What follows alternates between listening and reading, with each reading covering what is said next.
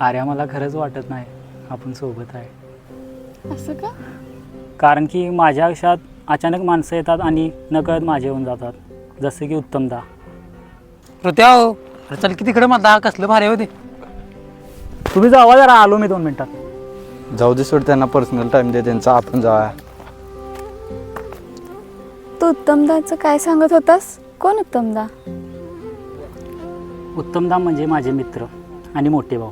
मी त्यांना सांगितल्याशिवाय काही नाही करत. पण यावेळी आपल्याबद्दल उत्तमदाला काहीच सांगितलेलं नाही. तू मला कधीच सोडून जाऊ नको आणि माझा हा विश्वास कधीच तोडू नकोस. ऋतिक, मी तुला कधीच सोडू शकत नाही.